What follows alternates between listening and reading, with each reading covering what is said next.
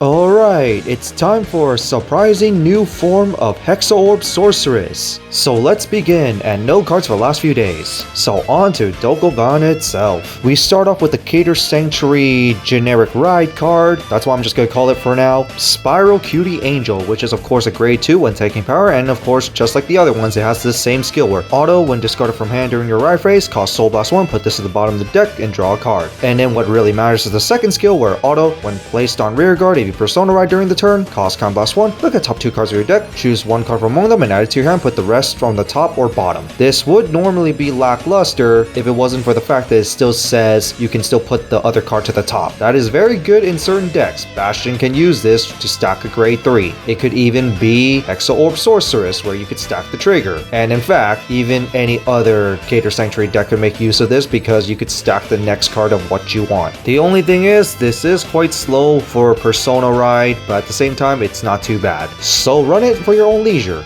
Next to its new Sorceress card, Infelgent Wizard, grade 2, tanky power and skills. Auto rear guard, when this card attacks, if your Vanguard is Sorceress, look at top card of your deck. If your Vanguard is stand, you may put that card that you looked into your soul. Basically, it has two options here. You choice soul charge that top card of your deck, or just leave it at the top, which is basically really good for Sorceress overall because you want to drive check your triggers, mainly fronts or crits, or the soul, which is also very helpful. So that is overall not too bad. But the second skill, auto rear guard, when you drive check a trigger unit, this unit gets plus 5k power during the turn. So basically similar to V Tsukiyomi, where you drive check your triggers, gives you even more power on top of it. And that's already Sorceress playstyle as it is. And now to the new Hexaorb, surprisingly. Surprised that we didn't get a new grade 3 Bastion, but okay. Hexaorb Sorceress Aquamarine. Grade 3, 13 power, and its skill is Count Vanguard. This card is always treated as Hexaorb Sorceress on Vanguard. This is very important because there's a lot of cards that needs Hexaorb Sorceress as your Vanguard. So just counting as that as your Vanguard is just very helpful.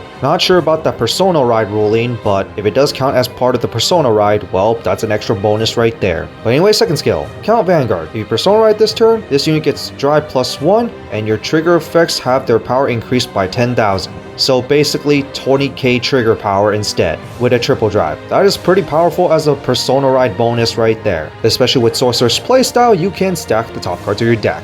Nice. Anyway, third skill, Auto Vanguard. When your drive check reveals a trigger unit during the battle of the discard attack, cost Soul Blast 1, choose one of your rear guards and stand it. And keep in mind, this is not once per turn. So drive checking 2 triggers could give you 2 restands. That is pretty powerful with a multi-attack. Sure, it relies on luck, but this is Sorceress we're talking about. We're stacking top cards of your deck with triggers. On top of that, with Persona Ride, that's an extra 10k, and with that extra bonus skill with the Persona Ride, that is plus 30k restands right there potentially. And because your trigger lineup is mostly going to be crits, fronts, and heals, getting the fronts will be 40k, then that can be quite nasty. Overall, pretty cool. And in many ways, definitely a huge improvement of the original, because the original only gives power from drive check on your first grade 3 turn. This one gives you restands, which can give you even better pressure.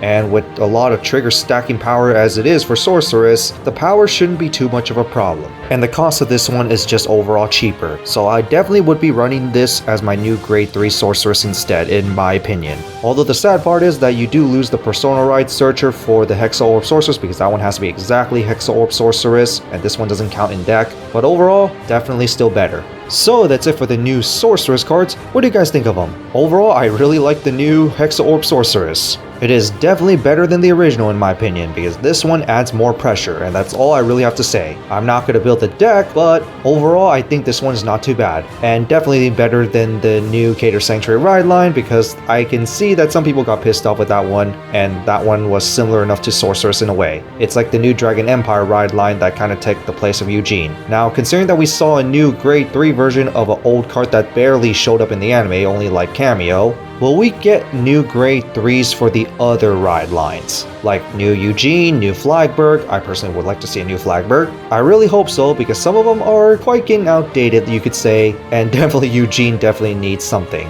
And since we're talking about evolutions, I still want to see grade 4 evolutions, mainly for the anime characters, at least if they're main, because I always like the concept of grade 4s, okay? But other than that, that's it for this, and see you all next time.